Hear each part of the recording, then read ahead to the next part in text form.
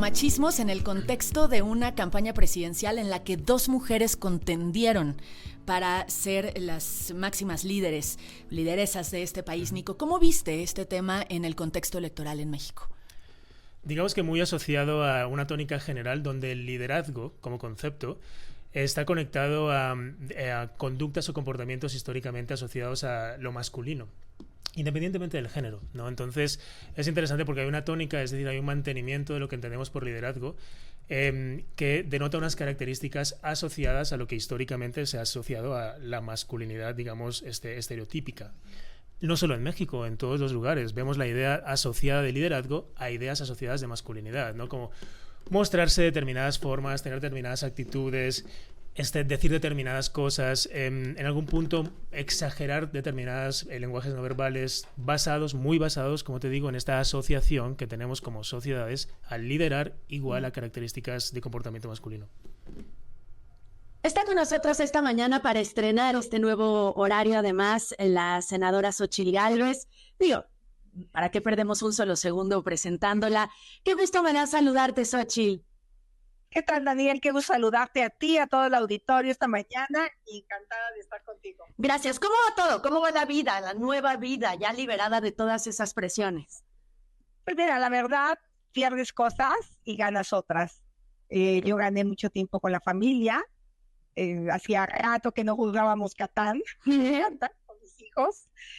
Limpiando, se habían acumulado muchas cosas en casa. Nadie me había tenido tiempo de escombrar y entraban cosas y las amontonaban. Entonces me he llevado un buen tiempo de limpiar, de renovar y contenta. Y al Senado, también estoy yendo al Senado, estoy preparando varias iniciativas, sigo dando la pelea con ese tema de violencia política en razón de género, un juicio que le gané al presidente y que él no reconoce que cometió violencia política. Entonces le he mandado un par de libros ahí para que lea, porque pues muchos hombres se quedaron en esta cultura machista. El presidente es machista, es patriarcal y han normalizado la violencia. Creen que es normal decirle a una mujer que está ahí de candidata porque un grupo de hombres la pusieron. Tenemos que ir redefiniendo las nuevas masculinidades en la política de los hombres.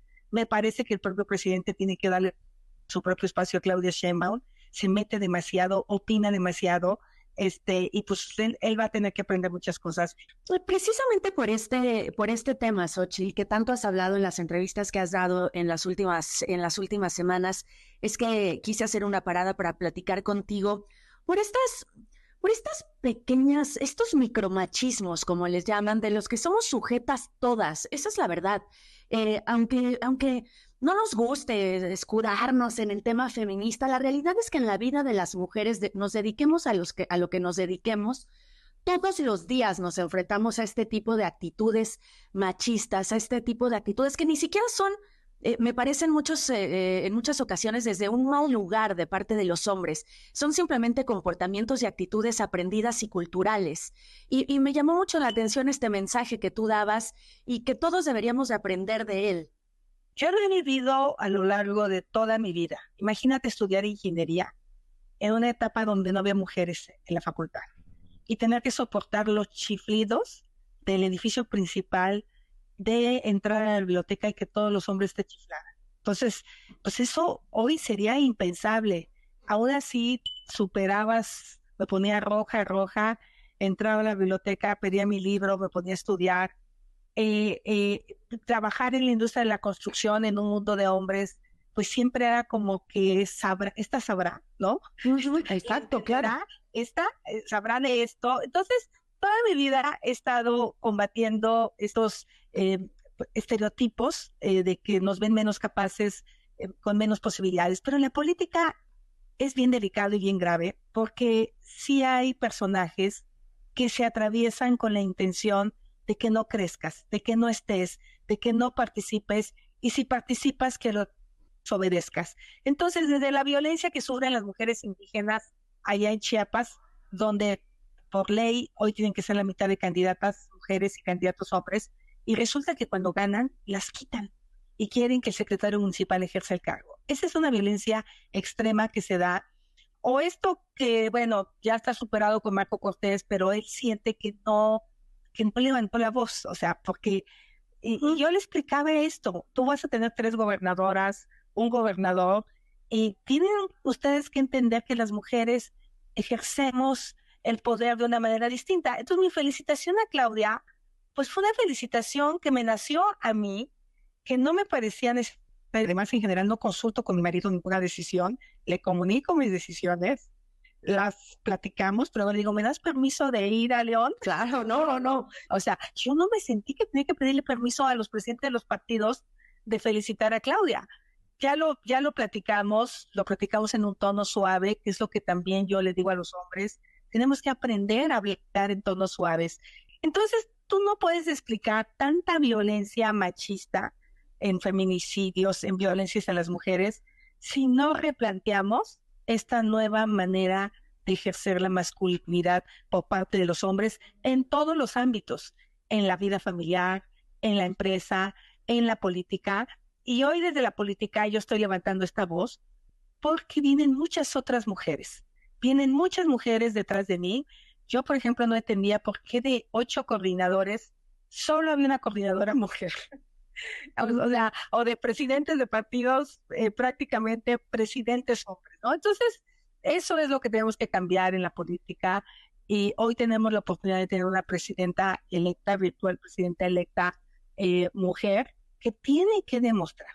Y no solo esperamos que apoye a las mujeres indígenas y la pobreza, no, esperamos que se concentre en derechos, en realmente hacer realidad la paridad, en hacer realidad que las mujeres tomen decisiones, tomen el poder en beneficio de las mujeres. Me llama mucho la atención que al tiempo que México se convertía en noticia por la posibilidad de tener una presidenta, y me refiero a la campaña, cuando todos celebrábamos el casi hecho de que tuviéramos o que fuéramos a tener una presidenta en la República, quien fuera de las dos que resultara ganadora, al mismo tiempo ambas, tanto tú como Claudia, por lo que ha dicho en días recientes, estaban siendo víctimas también de estos pequeños micromachismos que no hubieran vivido si hubieran sido hombres y si hubieran sido candidatos. Pues definitivamente estoy convencida en esto y van a seguir esos micro o macro machismos, ¿eh? Yo sí me preocupa un poco el tono del presidente de la República, de que si se va a su rancho, de que si no se va. Pues el presidente tiene que entender que Claudia no necesita su tutela. Se le reconoce su liderazgo, se le reconoce pues, su participación en la elección indebida, pero yo creo que llegó el momento en que ella tome decisiones relevantes en beneficio del país. Entonces, pues vamos a ver qué pasa, pero esta tentación de los hombres de no soltar, la tenemos que terminar y nosotros tenemos que ser fuertes y poderosas. Y en ese sentido yo estoy de pie, me voy a reunir con esta red de ciudadanos que son más de 2 millones, que me apoyaron de una manera decidida, que hicieron un trabajo impresionante fuera de los partidos, y estoy decidida a que la voz de los ciudadanos se escuche durante el gobierno de Claudia. La propia virtual presidenta electa, Claudia Sheinbaum, ha hablado de machismos y micromachismos a los que fue sujeta, de los que fue víctima durante la campaña, y me parece increíble estar hablando de esto cuando ambas estaban contendiendo a la presidencia de la República. Senadora, tenemos que hacer una pausa, por favor aguántenos tantito y regresamos para platicar con usted de el tema del día. Micromachismos, ¿qué son? ¿Por qué estamos acostumbrados a ellos? Musiquita. Frases como, tú eres muy buena para ser mujer, ¿eh? No manejas tan mal para ser mujer. Eso es precisamente parte de los micromachismos a los que estamos acostumbrados y que hemos normalizado. Estamos en la línea con la excandidata a la presidencia de la República, Xóchitl Gálvez, quien ha denunciado públicamente en las últimas semanas haber sido víctima de este tipo de actitudes por parte de gente, por parte del propio presidente de la República, por parte de los partidos políticos que la postulaban a la presidencia, y seguimos con ella. Durante la campaña, ahora toro pasado, digamos, y haciendo un ejercicio de reflexión y de conciencia, lo tienes más socializado, pero durante la campaña, ¿eras tú consciente de estas pequeñas cosas que te sucedían, no solo con los dirigentes de los partidos que formaban tu alianza, sino tal vez con empresarios, con gente con la que te reunías? ¿Eras tú consciente de las cosas que no te pasarían si hubieras sido hombre? Sí, por supuesto que sí, siempre está uno consciente, y sobre todo te digo que en mi caso, que he crecido en un mundo de hombres, pues las tengo perfectamente ubicadas. Por ejemplo, un tema cuando era joven, que pedí el día y pues me le hicieron de emoción porque mi hijo se había enfermado, mi hija. Y un día lo pidió un hombre porque iba a llevar a su hijo y entonces él era un buen papá, ¿no? O sea, dije, ay, caray, en mi caso soy un irresponsable y en el caso de él es un buen papá. Estas cosas culturalmente tienen que ir cambiando y en política pues sí me pasaba, pero en mi caso te quiero decir que difícilmente las dejo pasar porque sí tengo muchos años empoderándome. Sí, sí soy muy fuerte, sí soy una mujer que pega a la mesa, ¿no? Que se impone. Y no sé si mi propio físico es un físico imponente, siempre decía yo que me parecía Angela Merkel, ¿no? Pero no, en el físico y en la personalidad, que era mi figura femenina de poder. Hasta la ropa, ¿no? Me recuerdo en el primer debate, por ejemplo, que se habló durante mucho tiempo de tu ropa, o en el segundo, o en el tercero, donde fuera, o de la misma presidenta electa. O sea, ¿cuándo hemos visto que se hable del traje del candidato, del diputado, del senador? Sí, por ejemplo, fui al Senado y tuve una cita temprana y me puse un traje sastre con la blusa de huipil abajo, como lo solía hacer. Y me dijeron, oye, ¿dónde dejó el huipil? O sea, no manches. Claro. Y era una mujer preguntándome eso. O sea, que no puedo ponerme un traje sastre o tengo que ponerme un traje sastre para verme presidenta. Pues me tengo que vestir como se pegue la gana. Y eso me dijeron el otro día, es que tú no te veías presidenta. Y se llegó a decir que los mexicanos no querían elegir una mujer que usara huipil en los estudios. Tanto tú como Claudia, y hay que decirlo, se convirtieron en inspiración más allá del resultado y de las preferencias de cada uno o marcadamente de cada una de nosotras. Se convirtieron en inspiración de lo que podía ser, de lo que México puede ser. En ocasiones no nos creíamos que en medio de un país tan machista fuera realidad tener una presidenta. ¿Qué le dices a todas estas mujeres, Ochil? ¿Qué nos dices a todas que nos dedicamos a lo que sea, que estemos en cualquier parte del país en el que nos estén escuchando y que empiezan a ser conscientes de estas actitudes de los hombres hacia ellas que no tendrían si fueran hombres? ¿Qué hacer? ¿Cómo identificarlas? ¿Y cómo reaccionar desde este curso intensivo que tuviste en los meses de campaña que viviste? Primero, nunca permitir violencia de ningún tipo, hacerla visible, no aceptarla. En un caso extremo, pedir apoyo. Me preocupan mucho las mujeres en situación vulnerable, esas son las más complicadas.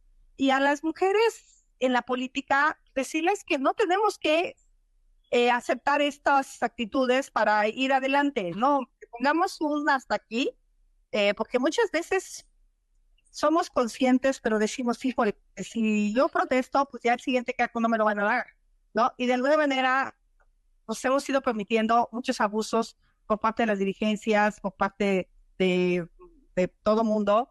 De hecho, había mujeres filopanistas que me decían, pues que no estaba bien que yo hiciera público lo de Marco. Yo no lo hice público, para empezar. Tampoco fue agradable para mí que se hiciera público ese desasiego, pero tampoco nos debe de preocupar tanto de que se haga público, porque muchas veces en anonimato las familias sufren violencia, las mujeres sufren violencia en los espacios de trabajo, en los espacios de poder, y pues yo creo que eso yo voy a seguir trabajando.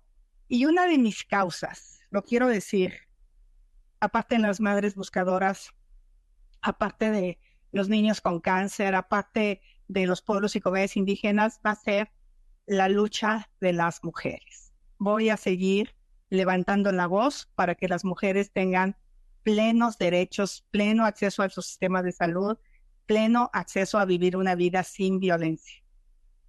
¿Lo volverías a hacer, Xochitl? Si regresaras el tiempo un año con todo lo vivido, más allá del resultado, ¿lo volverías a hacer?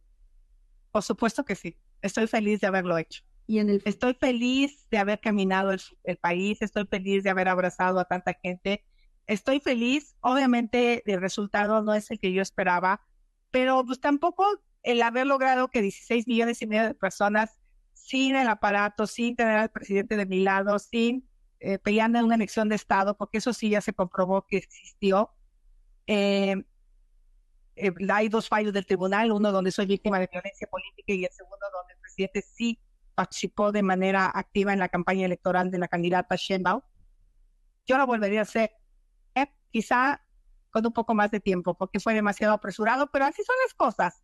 Toqué la puerta de Palacio Nacional hace un año que buscaría la candidatura a la presidencia. Fue demasiado rápido, pasó demasiado rápido el tiempo, pero lo aprendido, estoy feliz, y yo le diría a las mujeres que todas lo intenten, que la vida está hecha de triunfos y de derrotas, y muchas veces se aprende más de la derrota que de la propia victoria. Entonces, animarse a entrar a política. Y para terminar, ¿cuál es el recuerdo más lindo que te llevas de estos meses de campaña en cuanto a una mujer, en un comentario de alguna mujer, de alguna niña o incluso de algún hombre, por verte como una posibilidad? No manches, las niñas empoderadas. Creo que mi historia, aunque mucha gente la quiso trivializar de vender gelatinas, a muchas niñas sí las inspiró, a muchas niñas que me escribieron cartas impresionantes, recados impresionantes. Una niña que en un evento me gritaba ¡Sachi! Y cuando me acerqué, me abrazó y se sabía perfectamente mi historia. O sea, ese momento no lo olvido nunca. Creo que fue en la ciudad de San Luis Potosí. Pues muchas gracias por compartirnos esto. Creo que tu voz es pues la más calificada hoy en día en México para hablar de estas actitudes de las que de pronto no nos damos cuenta como mujeres y que tenemos que parar para que haya una verdadera igualdad. Ha sido un gusto hablar contigo después de todo el trajín, después de toda esta presión que viviste, y a lo que sigue, a darle la vuelta a la página. Sí, pues a regresar de ingeniera a partir de septiembre y a tratar de seguir con la sociedad civil, siendo un contrapeso en beneficio siempre de México. Deseo que le vaya bien a Claudia y no deseo que le vaya mal al país por ningún motivo. Así es que a luchar para construir México con futuro, pero sobre todo seguro para las mujeres. Gracias, Xóchitl. Un abrazo. Un abrazo. Es la senadora Xóchitl Gálvez Ruiz, ex candidata a la presidencia.